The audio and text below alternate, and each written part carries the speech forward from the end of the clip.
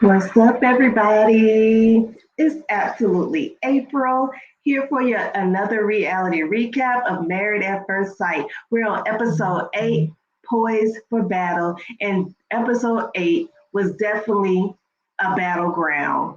Let's go ahead and get into it.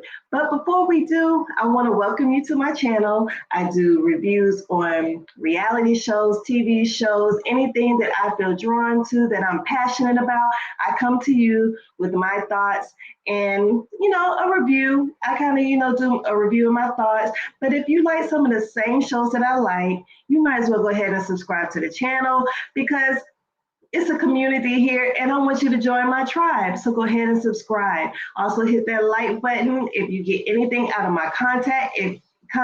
And if you agree with me, definitely hit that like button. Share with anybody who you know that watches Married at First Sight, who's a fan of Married at First Sight. Share it with a friend. Sharing is caring. And also smash that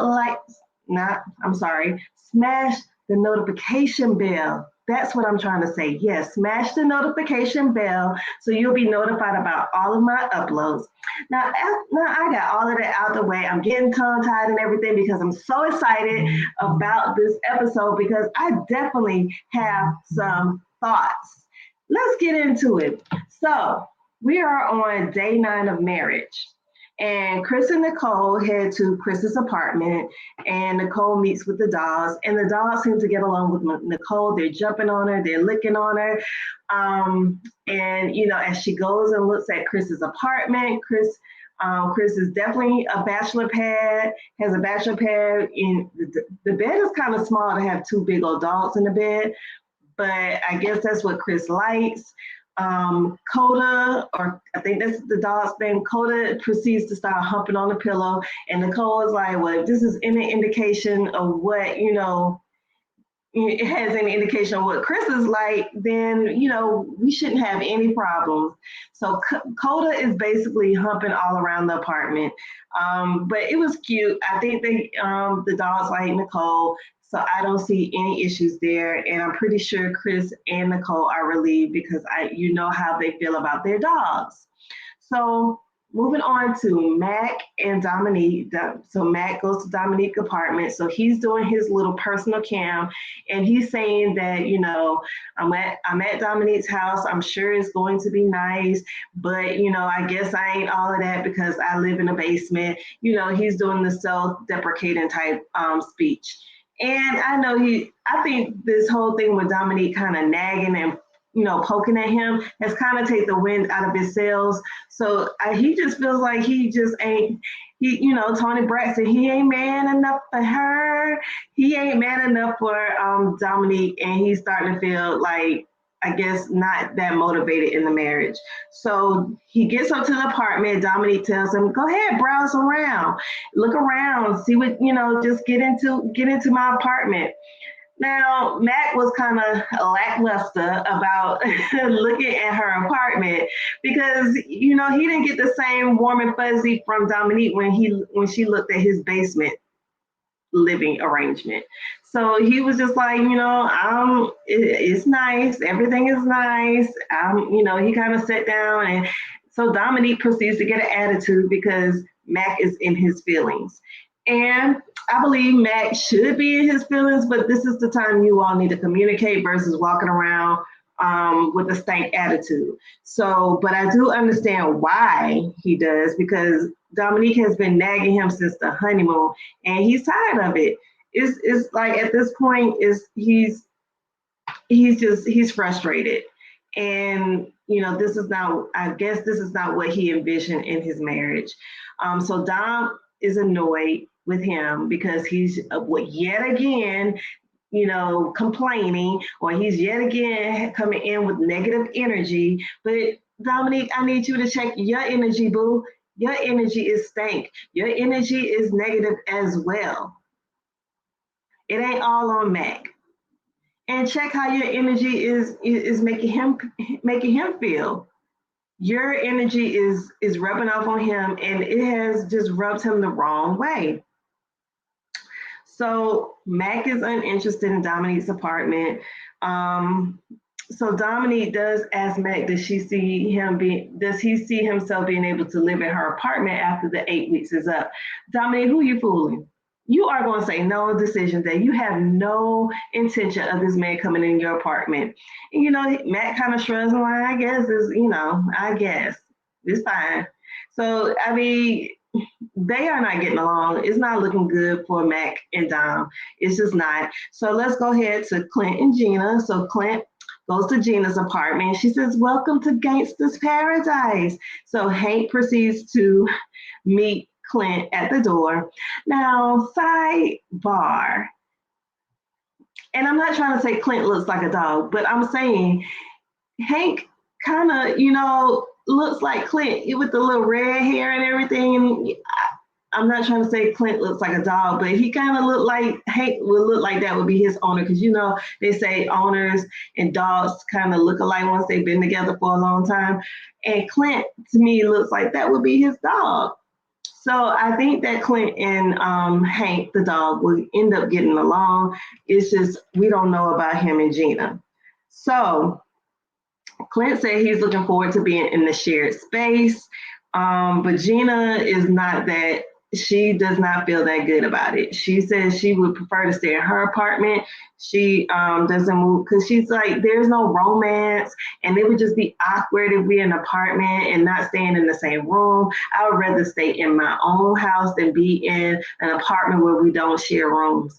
And I get it, but I don't. You signed up for this process, Gina, and this ain't the first season. So you knew you was going to have to share time and space with Clint, and you were going to try to make this thing work. And being in your own apartment is not going to make it work. It's just you already say you work a lot. So if you're working a lot and going to your own apartment, when are you and Clint going to even have time to get to know each other, get to see if you do like him past all the debacle on the honeymoon? Maybe you can move past it. Maybe y'all will get along, but you won't never know because you're going to be working and in your own apartment. Doesn't make sense to me, in my opinion. So,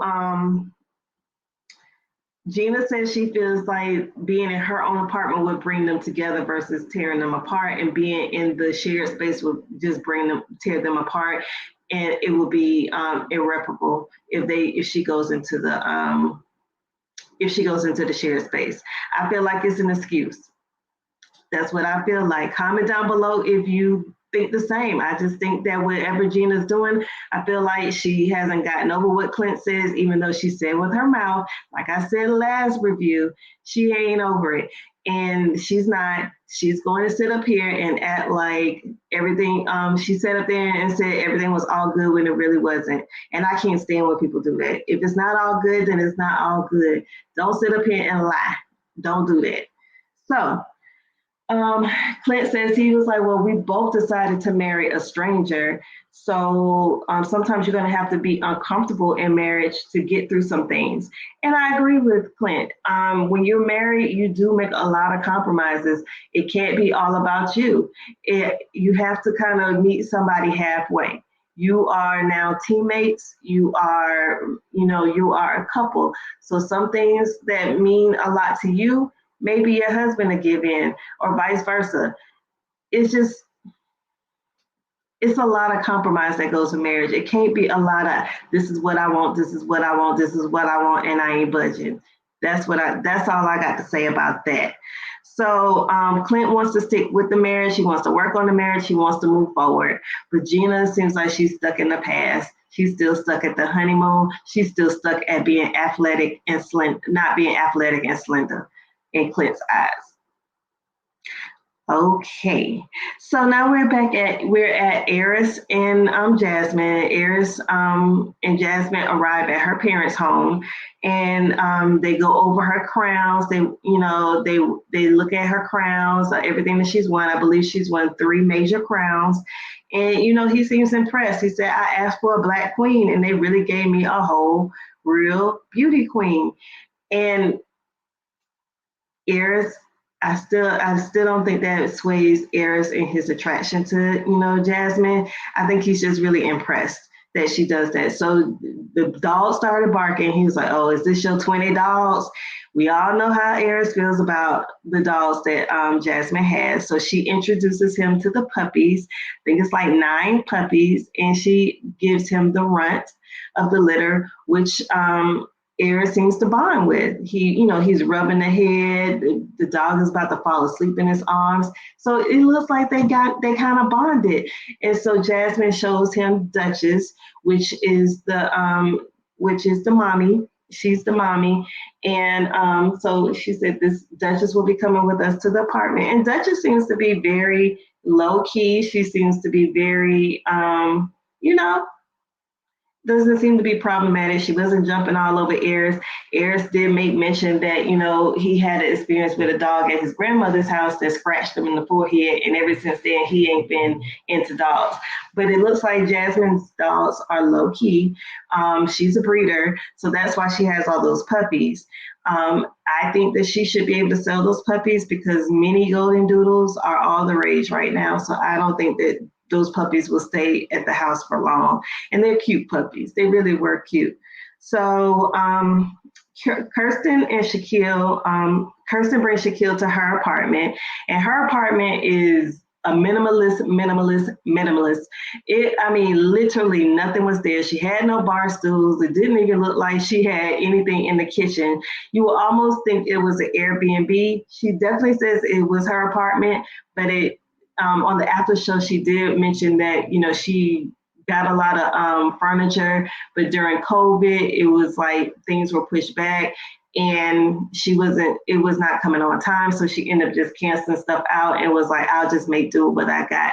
I understand her because I too had furniture that was extremely delayed and I ended up canceling, some of the stuff that I bought. So I'm going to give her that. But Jasmine, there are Home Goods. There are other little furniture stores that you can buy things right off the floor to kind of zhuzh it up a bit. Because if you look at Shaquille's apartment had photographs. They had, photos. He even had a photo of him and her in there already. Had, his family, his sewing machine with his bow ties. But then you looked at Kirsten's was a bed, a charger, and that's about it. Now the closet was very unorganized. It just looked like stuff was thrown around in there. That immediately gave Shaquille some anxiety. He was not feeling that. He was like, okay, we're gonna have to do something about this closet once we get to the shared space because I like a certain amount of organization and you have none. Shoes was everywhere. Her, clothes were kind of draped over places. Shaquille was not, he was like, this is crazy. But what I did find funny is when Shaquille was walking around the apartment, he did say, this is weird. This is weird. Nothing's in here. And I have to agree, but Shaquille, you might want to not call your wife weird. But it was a little weird. It definitely, he was like, is this a model home?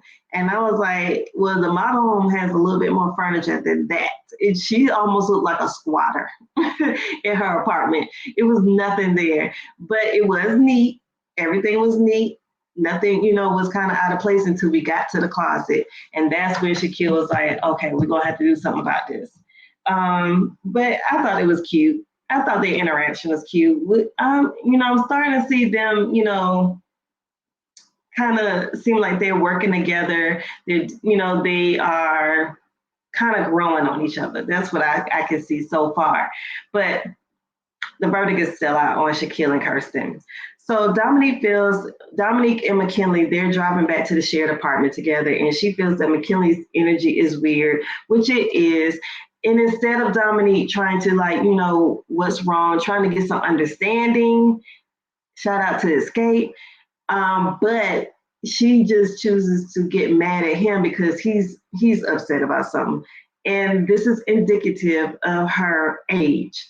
Dominique is very immature and she's also very spoiled. She was not ready for this type of experiment. She was not ready for marriage. Her mother clearly has a different view of who Dominique is and what Dominique is ready for. I don't even think Married at First Sight should have allowed Dominique to be on the show because she did not apply. Her mom applied for her. So that also means like this wasn't even on her radar. This wasn't even on her radar. So yeah. And then her age on top of that. But moving on, Matt feels like, it was just one more thing that she didn't like about him. So he feels beat down at this point. Matt brings up dogs that he's never even talked about before. So I thought that was weird. I was like, where your dogs at? So, he was like, I mean, you don't even ask about my dogs. I told you I had dogs. I told you, how I felt about my dogs, and you never even asked anything about it. Now, I do understand where, clearly in Married at First Sight, everybody has a dog situation. But in order to get to know him, once he does say something about, hey, I have a dog or dogs that you would kind of go into a line of question like, oh, what kind of dogs do you have? Are they, what kind of dogs? Where are they? To kind of get more information on them. But Dominique says, she doesn't like dogs. And it was just like the end of discussion for her. But, Mac was like, but they mean something to me. So you didn't even inquire. You don't even ask. You didn't even say anything. She was like, well, I didn't think it was that serious because you've been without them for 5 months.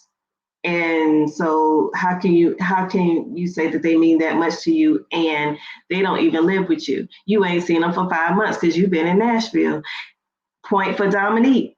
Point for Dominique. I'm gonna give her kudos when she deserves it. That does make sense. Why are you making like this big deal about dogs that you ain't even seen in 5 months? Now, you might care about them, you might FaceTime and see them and whatnot, but that's not like they're not with you. And a lot of times, them dogs probably, whoever they're with at this point, have probably imprinted on them, and it doesn't even make sense to go get them at this point. They've not been in your care for almost a half of a year. So they're probably, wherever they're at now is probably considered their home. And they probably don't really want to be with you at this point, Mac. That's what I would think. But I don't know. I'm not a dog owner. So, but I get that he probably does feel a certain closeness to his dogs. So, Mac is frustrated and annoyed with Dominique at this point. And he doesn't like her vibe at all. Dominique says, there's really other things that we could talk about. So she shuts the whole conversation down about the dogs. She don't want to talk about the dogs no more. She's like, moving on. Let's talk about something else that makes, that's a little bit more important. So she definitely does not validate his feelings. She don't care how he feels about certain things. If it's not her way, it's the highway. So Nicole brings Charlie to a dog park to meet with Chris and his dogs. Now, I got kind of scared at first because, Chris's dogs were a little bit rambunctious, and I was like, oh my God, it's about to be a whole Maya and Newton situation. If you know about last season with Alexis and Justin, Justin's dog bit Alexis's dog in the eye.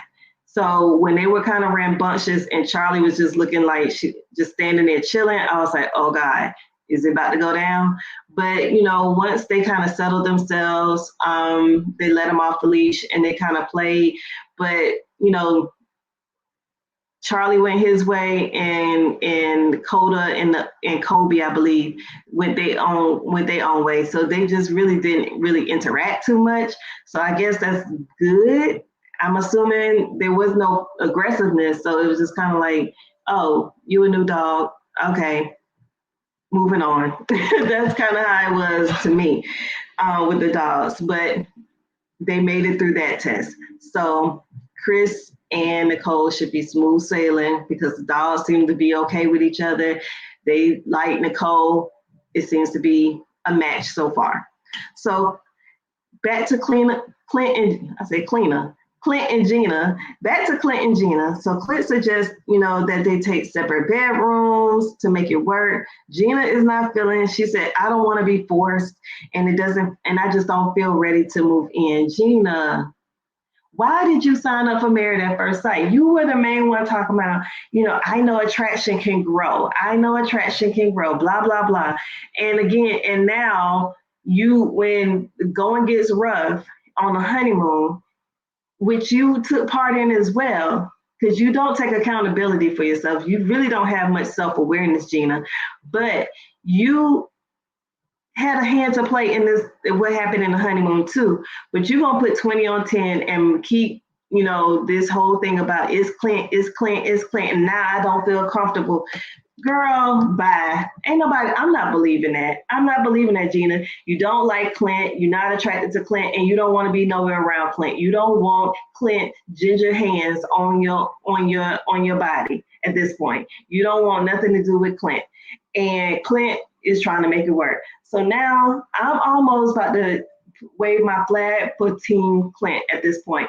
I thought I would never say because I was putting Clint in the Mitch category. So he is slowly becoming like I thought I was liking Gina at first, but Gina, I'm about to get off your team and about to be Team Clint because you're not trying to make this work at all. You are actually working against the whole process. So you need to piss or get off the pot. If you don't want to be married to Clint, you need to go ahead and say something. Say something. Say something. Shout out to Drake. So back to Mac and Dominique. Mac and Dominique, they move in, and Mac is getting, McKinley, he's putting his stuff up in the room, and it's still awkward between them. It's still awkward.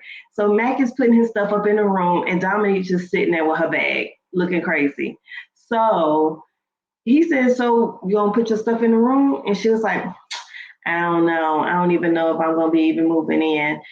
I'm like, if I was Mac, I was like, "Girl, do you? Whatever you want to do. If you don't want to move in, that's on you." So, Dominique says, "I don't really like petty arguments." You making it a petty argument, Dominique. You're making it to petty. You are not validating how he feels, so he is acting out, and you keep shutting him down because it's not what you want to talk about or not what you feel like doing. It's not about you all the time. This is why I said she's spoiled. So, Matt feels like his dogs mean something to him, and she's telling him because the dogs ain't seen him for 5 months, they must not. So he says he's been spiraling since the honeymoon. He just can't make her happy. She doesn't even try to meet him halfway. And what it appears to me is that he is correct. Now, Dominique says a whole different thing on the after party. She tells Keisha that Mac is Dr. Jekyll, Mr. Hyde, that he complains. He says that she ain't what he wanted and the experts didn't get it right and blah, blah, blah. And so she was like, why do I want to be in an environment where someone don't even like me? But you're not making yourself even likable. You're not even making yourself likable. You could tell he was feeling you at first. I mean, all he could talk about was he was attracted to her. He was attracted to her. And the next thing you know, it just subtly started diminishing. And I can understand, and this is why you can't allow things to get to just build up and build up and build up. Now Mac is at a point of exploding on Dominique. And she's kind of like, where is this coming from? So this is why it's so important to communicate, have effective communication with your partner. Because had he started saying something when he started seeing, how nitpicky Dominique was, then they could have, she could have kind of said, okay, he's been saying this before. I doubt she would have corrected anything, but it probably would feel better for him because now he's exploding and he's putting 20 on 10 about these dogs, and it ain't really about the dogs. It's just that he doesn't feel adequate. He doesn't feel like he's man enough for Dominique. So, Dominique says it's exhausting to try to pull things out of him and stuff, and she feels like he has a negative attitude. And she said, I might as well just go ahead and go back to my apartment and take a bath. So the producer's like, you gonna take all your stuff back downstairs and go back home? She was like, yes, and she did, and did. So she's not ready for marriage. She just not. She would have been better off on some little dating show or Love is Blind or something like that. But Married at First Sight was not her thing. She should not have been on it in the first place. So we're now at day 10 of marriage, and Pastor Cal is meeting with all the couples because, Pastor Cal meets with them to kind of get a temperature check on the relationship and see what advice he can offer them to help them where they are. So he starts out with Jasmine and Eris. Excuse me. He starts out with Jasmine and Eris, and he asked Jasmine, how she felt when she saw Eris walking down the aisle. She said that he was easy on the eyes and she was relieved. And, she feels like he's very handsome. You know how I feel about Dominique. I mean, Jasmine is always giving him so many compliments and so many props. And I don't mind giving my man positive words of affirmation, telling him how he makes me feel. But I don't think Eris reciprocates, and I'm not going to give you something that I'm not getting back. I'm not going to keep reaffirming you and you over here making me feel like that I'm scraps, that, he can't even see why she a beauty queen type thing. So that's what I have an issue with. So, Pastor Cal asked them about the honeymoon, and Eris says, I was stressed because, Jasmine is into me, but I'm not as into her. That's basically what he was saying. She feels, she's on 12 about me, but I ain't there with her. And I'm just like, again, you trying to make it seem like you is everything. You are, God's greatest gift. And but I'm just not there with Jasmine. I'm just not there, but she loves me. I'm like, Eris, ain't nobody told you to say with Jasmine. Let Jasmine say that. Ain't nobody told you to say that. So Eris says, he was stressed about it, because Jasmine wanted him. She said, I want him to be attracted to me. I wanted him to want to rip my clothes off. So Eris says, that really stresses him out because he's just not there when it comes to Jasmine. And he feels guilty about it. He said, she's attractive, but she's just not my type. I get people having a type, and there's no issue with you having a type. Sometimes God gives you what you need versus what you want. And maybe you're missing out everything, all the goodness that Jasmine is offering you because you're looking for your Serena Williams. You're looking for your big butt and a smile. And that's fine. That might be your type, but that might not be what you need at this time, Eris. So you keep focusing on things that don't even matter. I mean, so if Jasmine went and got a BBL, should be perfect? Like, it doesn't make sense to me because it depends on what's in her heart, what she wants to do, how she would do for your marriage. And then he also says, about Jasmine, like, we had kids together and for some reason I passed away. He said, I could pass away knowing that my kids are in good hands because I know Jasmine is a good person and she, would do what's right by our kids. And I'm just like, ding, ding, ding, ding, ding, ding. And I get it. You can't help, what your attractions are. But at the same time, it's like, Eris, I really think that, you can push through this whole situation and start falling in love with Jasmine for who she is versus, what she looks like. It just doesn't make sense to me. And I just hope that Eris doesn't do like Chris did with Paige. I hope this doesn't bring her self-esteem down, like she's not good enough or she's not pretty enough, because she is good enough and she is pretty enough and somebody would cherish her if it ain't gonna be Eris. And I don't feel like Eris is going to do what he needs to do for Jasmine and reciprocate all the things that she brings to him. So Pastor Cal asked Jasmine to tell Eris, all the things she likes about him. And I kind of rolled my eyes when it happened because she always affirms him. She always tells him good things. She always doing, bending over backward for Eris. I want him to start doing the same for her. So I wish Pastor Cal would have allowed Eris to say what he had to say first so he could start affirming her. But she tells him, that she likes that, he's honest in his work ethic and all that kind of stuff. And then, Eris says it made him feel good to hear, those things and, those things that he does for her, and stuff like that. And then, he tells her that, about, like I said before, he felt like, if he should pass away, he likes it, her work ethic. She likes, that she's a role model. She's a mentor to young girls. He loves all of that about her. But they also talk about, they do have some physical interaction, like they hold hands, they sit next to each other in a restaurant. They do the things that couples do. Eric says he just, the attraction factor is the issue. So I don't know. He said, in Jamaica would have been a perfect place for him to do a R&B video, with the shower and everything, but he's just not there, and he feels guilty about it. And you know, I don't know what to say about Eris. I just really think that he's just not attracted to her, and I don't feel like he's going to try, and he's not going to put into the effort into the marriage the way he should. And I feel like Jasmine deserves better. Jasmine, says, I want to be desired, and she should be. You should be desired by your husband. You should feel like you are the sexiest woman on this planet, even when you got your wig off, even when your new growth is coming in. You should feel sexy all the time. And my husband always told me how beautiful I was, even, when I didn't feel my best. And he would always affirm me and tell me how beautiful he thought I was. And I appreciate that about him. So Pastor Cal goes to meet with Gina and Clint. So Gina says, she likes to pick out things, that she's attracted to before she goes to the negative. So she said Clint has good hair, or something, she's basically says, she liked his hair and something else.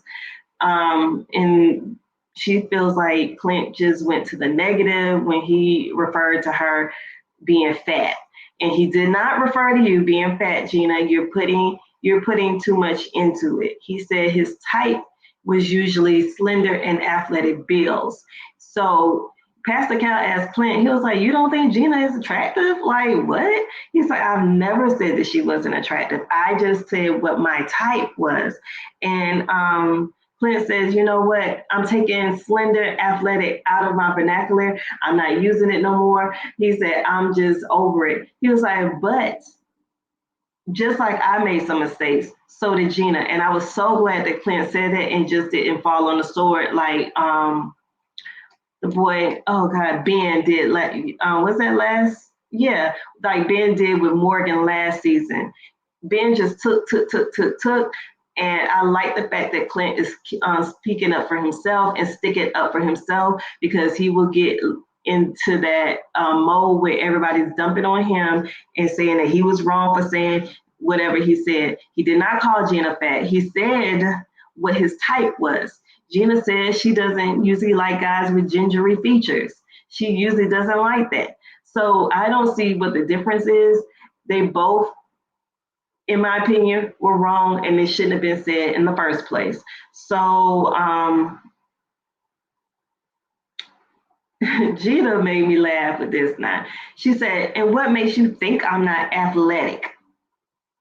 She said, I do hits 6 days a week. And I'm like, Gina, athletic does not, you're not an athlete, and your build is not athletic. You hit does not mean you're an athlete. Just because you go hard in the gym does not make you an athlete, sis. That does not make you an athlete. And that's like a slap in the face for all these people who train to be in the Olympics and stuff like that, who are really hardcore athletes. You're not an athlete like that. You do work out and you take care of yourself and you have a nice physique, but you're not an athlete. We just gonna leave it at that. I don't see you sprinting. I don't see you running marathons. I don't see that. Unless you are, and you just ain't said it. But the first thing you said when it came to athlete, that you do hit, and that's just interval training, high intense interval training. That's what you're doing. And that has nothing to do with being an athlete. That means you take good care of yourself and you work out, which is great. And I need to be doing the same thing, Gina. But I'm just saying, you're not an athlete and you don't have an athletic build, but you have a nice shape. So I just thought that was funny. So Cal was like, Pastor Cal was like, look, let's just get down to the nitty gritty. Why didn't you move in? And she basically goes through her whole thing where she says, I'm just not feeling it, and I didn't want to force something that wasn't there. I would rather be in separate living quarters versus being in two different rooms. She said, I just think it would make it worse. Of course, Pastor Cal was like, you're wrong. You have to work on things. And what are you deciding to do? Are you going to move forward or not? What are you going to do? Because you being in separate places, he's like, that's just the first step to saying, I don't want to be together. So what are you planning on do? Do you want to move forward or don't you want to move forward? Clint says, I want to move forward. I want to see where this goes. I'm not a quitter. I want to see this through to the end. Gina said, I too am not a quitter. However, she still doesn't want to move into the shared space. She just doesn't want to do it. She don't care what Pastor Cal says. She's not moving. She's not budging. So I guess we're going to see how that works for them, because I don't see that being, I just don't see it being where it's something that you can thrive as a couple. I don't see it. So Gina starts to cry and says it's hard to take steps to move into the apartment. So Pastor Cal, challenges them to move through the uncomfortable feelings, try to move through it and get past it. Instead of staying in separate quarters, he says, if you're not willing to change, you are not willing to be married. That was a quote I wrote down from Pastor Cal, and that was a bar. If you're not willing to change, you're not willing to be married. You need to compromise. You're going to be uncomfortable sometimes. When I first moved in with my husband, it was not the most comfortable thing. He was the type of person to just throw things away. He threw away my passport just because he was in a fit of throwing stuff away. That was his thing. He just didn't like clutter. But I had to tell him, like, okay, if it's something of mine, let's just, put it in a pile and I could go through it. And if it's supposed to be thrown away, I'll throw it away. Just don't throw stuff away and you don't know if I need it or not. So you just have to, move through those uncomfortable times, be able to communicate, to not hold back how you really feel. But I also say, if you are at a point where our tempers are going to flare, kind of, wait till the tempers are not as high, and then discuss it. So Chris ends up asking Nicole, what they're going to do about their living, because their leases are both up around the same time. So Chris suggests that they renew their leases at both their old apartments, that they should renew it for like 9 months to kind of see how it goes after after decision day. I'm gonna tell y'all this. I think Chris is selfish. I think Chris is very selfish. And, Nicole wasn't feeling that whole thing either. She was like, it doesn't make sense for us to be living together for this amount of time and then go back to our going back to kind of, operating as single people. She was like, that just doesn't make sense. Seems like we're moving backwards. He was like, what if we get into an argument and where are we going to live after that? Or what if we decide that we don't want to do, well, what are we going to do after that? Why are we putting that on our marriage? Like, why are you already seeing the ending of our marriage versus seeing how we can work it out? I did not like that whole situation of what Chris was trying to say. And the fact that, you're going to sit up there and kind of say something like that after she has compromised not having her dog in the apartment, where you could have just as well had someone watch your dog. You could have had one dog there and she could have had her dog there, and you could have rotated your dogs in and out and had someone watch your dogs. I just don't agree. Chris doesn't seem like he's compromising, and he seems a bit selfish and want what he wants, and he's not willing to compromise. And I definitely didn't like the fact that he wants to do a whole have their separate leases at that. I didn't like that for Nicole, and Nicole seems to be taken aback because she's excited about marriage, and this is something that you could tell she really wants to be married. So Pastor Cal goes and meets with Kirsten and Shaquille. He asked about their wedding. They said it felt like a family reunion. Both families were getting along beautifully. And Kirsten does make mention that her and Shaquille seem very familiar. He overly communicates. So I think Shaquille kind of took that as a dig when she said it. He was like, oh, you hear what she said? Overly. I don't know what she meant by it. I couldn't tell if she meant that it was a bad thing or a good thing, but she definitely said that he overly communicates. Kirsten then tells us about the disagreement that they had on the honeymoon about him joking all the time. And Pastor Cal's like, look, my wife don't like my jokes either. But guess what? She lives with them because I'm going to tell my jokes. I'm going to get my jokes off, corny and all. And she just brushes it off. So he's basically telling her, let him do what he going to do. Let him make his dad jokes and just brush it off and just say, that's my husband. And I don't find him funny, but he think he funny. And you do have to do that sometimes because my husband definitely thought he was a comedian, which sometimes he was not. And then I would get kind of a chuckle out of it because he would be laughing about stuff. And I was like, that's not even funny. But then I found myself laughing because he was getting a kick out of it. So Pastor Cal asked about their chemistry. Kirsten said they don't have any. Shaquille says, I think we do. I mean, you be up under me when we go to bed at night and I kiss you on your forehead and stuff. So I think there's some chemistry there. And she was like, yeah, I guess we do have a little bit of chemistry. So Pastor Cal kind of, he finds that I guess he kind of gets to the nitty gritty with Kirsten and Shaquille. And he said, you need to figure out how to be vulnerable with Shaquille. He said, I feel like you have so much weight on yourself and, so much going on in your head that you're not even sharing with Shaquille. So that's what's keeping you from, really being vulnerable with him.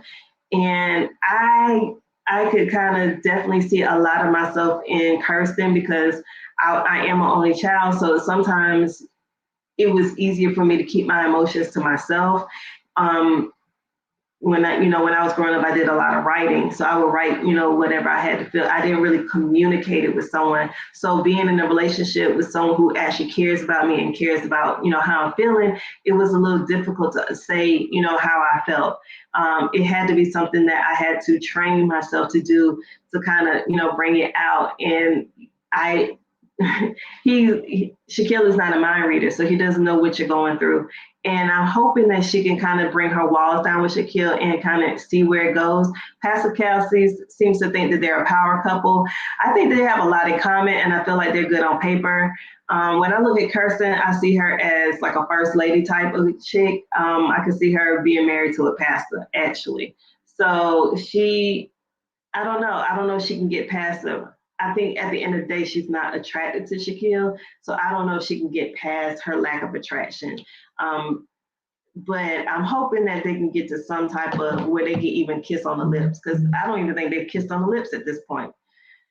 So Cal goes and meets with Nicole and Chris. And, Pastor Cal said, I heard that y'all are doing swimmingly. I heard y'all are doing very well together.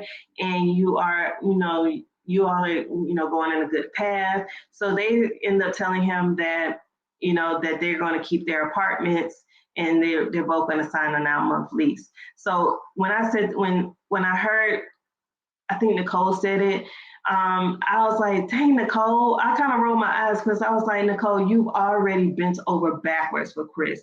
You're not going to have your dog there. You compromised on that. He should be able to meet you where, okay, I'm just going to step out. And if you say you want to get an apartment together after this, then we just going to get an apartment together. That's just going to be what it is. We're going to look for something together versus, something apart. So I wish that she wouldn't have, acquiesced to his demands. I wish that she would have kind of stood there, but she did say, in a confessional, like she just didn't want to make a big deal out of it. She didn't want to make an argument out of it. And I don't like that. I don't like that she is kind of putting her feelings to the side just to have a marriage. And I know she really wants to be married, but I don't want you to lose yourself, Nicole, just because for the sake of being married. Chris has to do some things for you as well. He has to meet you halfway. And I just don't think that was fair on his part. to make her do it, especially when she just did not see the reason in doing it. That made me sad for her. I need her to get, and I guess she's trying to stifle herself because she really wants Chris to like her. She really wants Chris to really like her, and right now it's just not.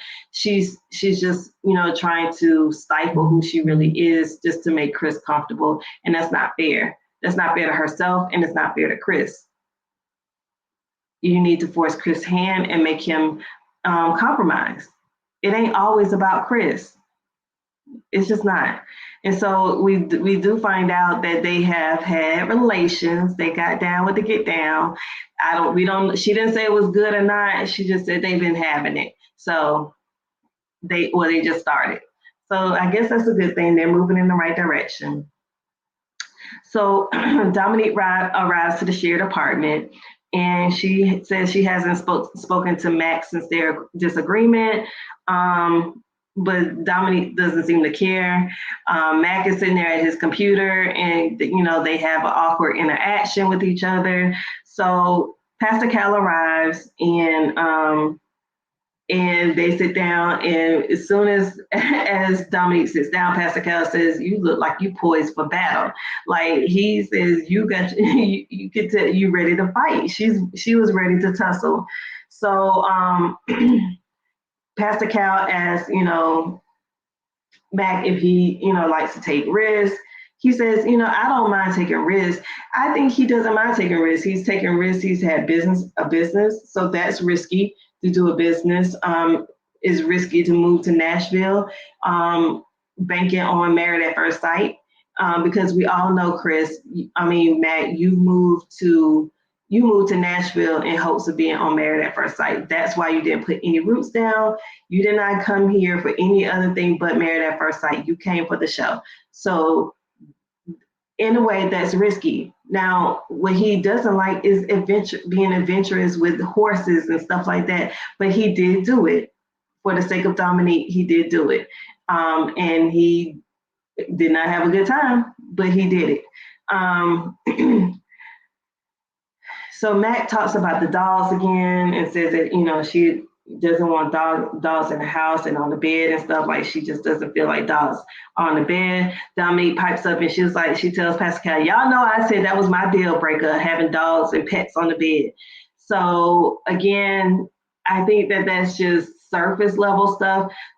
Pascal was like, "That can be compromised. That ain't no big deal." He said, "Does the dog need to be on the bed?" He was like, "No." So what are we arguing about? Thank you, Pastor Cal. What are we arguing about? There is basically what the crux of their issues are. Dominique is nitpicking and nagging, and Mac is tired. He's frustrated and annoyed with her. That's what it is. But at the same time, Mac McKinley is not communicating. He allowed things to fester, and now he's at a point where they don't like each other. At this point, they don't like each other. So that's where they are at this point. They resent each other and they don't like each other. Now, I don't know if you can get past that, especially because they don't have any foundation of being married at first. They're married at first sight. Sometimes when you get to a point where you may not like your mate, it could be, for a little season where he just getting on your nerves.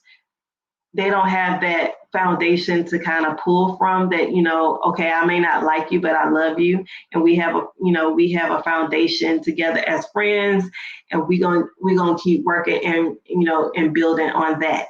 They don't have that. And at this point, they don't like each other. So Dominique says she expected more, out of her marriage. And, Pastor Cal basically had to break down, like, okay, y'all talking about what you didn't get or what you don't like. He was like, but I gave y'all what y'all asked for. And he breaks down everything that they asked for, what Dominique said she wanted, what McKinley said they wanted, and how they could be an asset to each other. And they were both stuck on stupid when they said that. They didn't have any recourse. So Pastor Cal tells, she talks about that she didn't like that he lived in the basement and he didn't have many roots there. And he was like, he was like, so what? People are allowed to make whatever decisions they decide to make in life. You work through it. When you become a couple, you make make decisions as a couple. He made the decision as a single man. You make decisions as a single man, as a single woman. So you can't hold people to, decisions that they made, move forward as a couple. Dominique says, it was basically a turnoff. And so Pastor Cal was annoyed at this point. I could tell. He was like, so what do you want to do? What do you want to do? And she said, I'm over it. And that's where we end Married at First Sight, episode 8. So I guess we got to see what happens with Dominique and McKinley. I don't see it. I don't see them staying married. I just don't. I feel like Dominique, she doesn't have the wherewithal to keep on with this relationship and keep plugging away. I don't know if she's that attracted to him. She just has no skin in the game with him. She's not that attracted to him. She's turned off about his living situation. And, he's just not man enough for her. She does not, she doesn't feel like he's man enough for her. So at the end of the day, I don't think Dominique wants to go forward in this marriage. So comment down below. What do you think? Do you think Dominique will stick it out, or do you think she's going to walk away? I think she's going to walk away, but we shall see. So that's the end of the episode. Don't forget to comment down below. I want to hear your thoughts on this episode. What are you thinking about the couple so far? Again, don't forget to smash that like button, especially if you got anything out of the content. If you agree with me or anything, go ahead and hit that like button. Get your girl in the algorithm, and also hit the notification bell so you'll be notified about all of my uploads. And I will see you all in the next video. Peace.